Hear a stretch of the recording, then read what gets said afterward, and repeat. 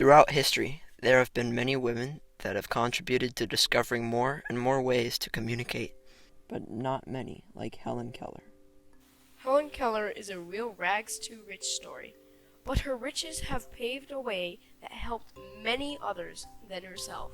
Although Helen Keller was impaired, her ability to communicate through her own ways have helped many people like her across the world.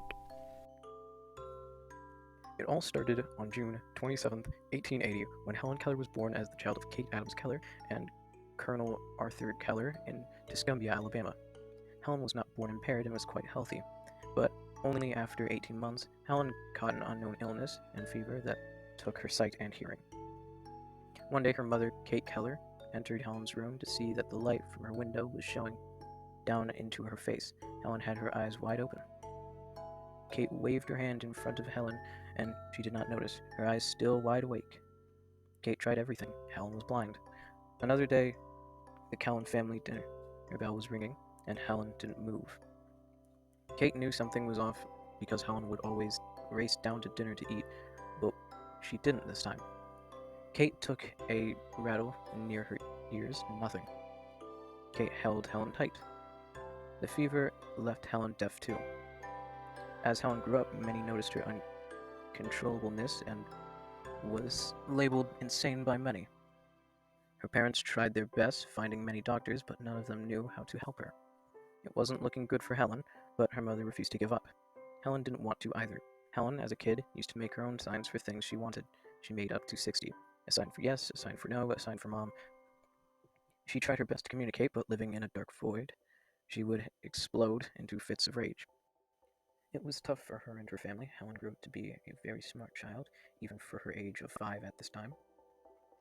Her and her friend Martha would love doing pranks on friends, family, and each other. But this worried Kate, as eventually brought danger to Helen's baby sister multiple times. Kate knew she needed to find someone that could educate her, give her a use for her brain other than pranks. One eye doctor she visited recommended seeing Alexander Graham Bell, who was an expert at teaching the deaf to speak.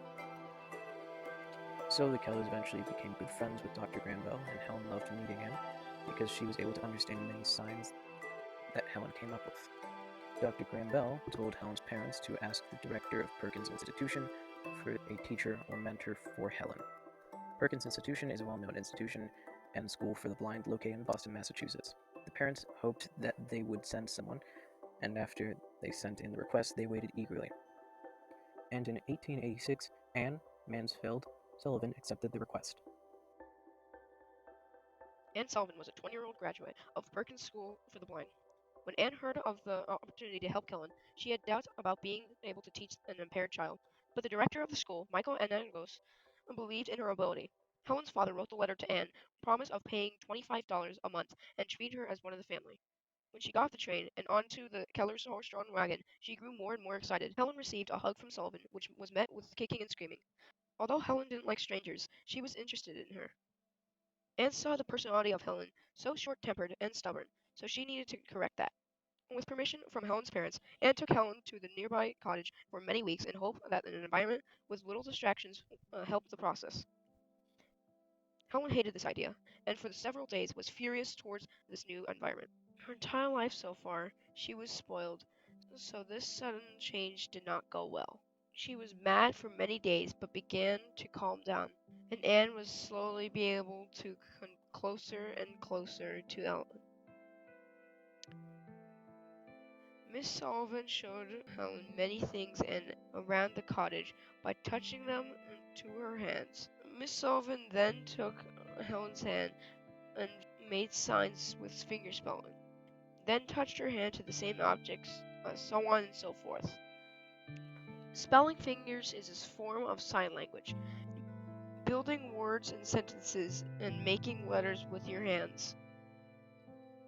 Unlike American Sign Language, where you have different things to different gestures, fingerspelling takes longer, but it's more simple, perfect for Helen. Helen quote in her book, The Story of My Life. I did not know that I was spelling words or even that words existed. I was simply making fingers in monkey-like imitation. Repeating the same formula, Helen started to understand that everything had a name. She practiced her finger spelling, and after raging over the still froggy concept, she wondered upon the water pump. Suddenly I felt a misty consciousness, as of something forgotten, a thrill of returning thoughts, and somehow the mystery of language was revealed to me. I knew then that WATER meant the wonderful cool something that was flowing over my hand. That living word awakened my soul, gave it light, hope, joy, set it freed. Her first word, water. The revealing of words to Helen opened up a new world for her. By the summer of 1887, she knew more than 400 words, and now that she had a grasp on a simple building block language, she was taught about the things around her by Anne. She also taught how to write, put a piece of paper on a writing board with horizontal grooves, and trace letters she knew from fingerspelling. When Helen became 7 years old, she was taught how to understand Braille, which she loved to read and write. In 1888, Helen and Dr. Sullivan took a train ride to Boston to visit Perkins, as the director of the school wanted to see Helen. Helen loved it at Perkins. She would later write when talking about the trip to Perkins, "What a joy to talk with other children of my own language." She felt at home. In June of that same year, Helen was invited to participate in Perkins' graduation. And from there, she would go on to many different schools. Her most important achievement in her education was when in 1904, she graduated from Radcliffe College at the age of 24, making her the first deaf-blind person to ever graduate from college. Helen's life was really starting to take off. As years passed, and as she gained more and more knowledge, she found her place in life as a passionate writer. Her amazing stories and accomplishments made her famous at the age of 8. But while at Radcliffe, she published her first ever book, The Story of My Life, using her Braille typewriter. She would go on to write 11 more books throughout her life. Helen's story got out through her books, and that's when she started to become a symbol in politics and social activism. She wrote for many articles in magazines for the nations. In addition to her many works in literature, Helen made a movie in 1918 called Deliverance. Deliverance was a movie to show a little bit of how it felt to be blind in Helen Keller's world.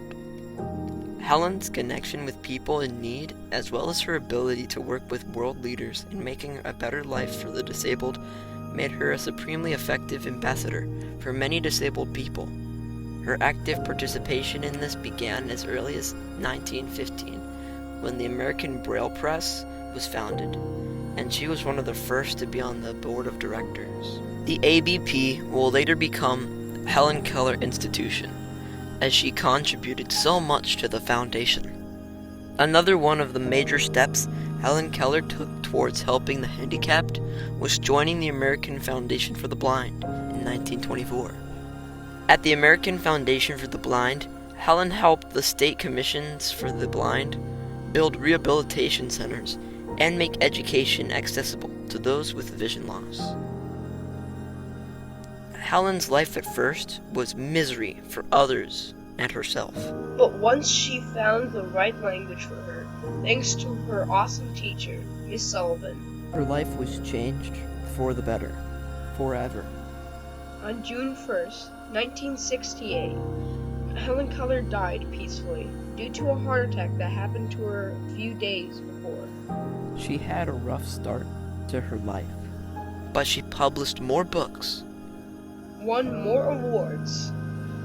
and did more for the impaired than any could have imagined for her. And Helen contributed to communication through her writing, Helen and Anne learning to communicate to each other, and giving a voice to the handicapped and impaired. Helen's story will always remain one of the greatest underdog stories of all time.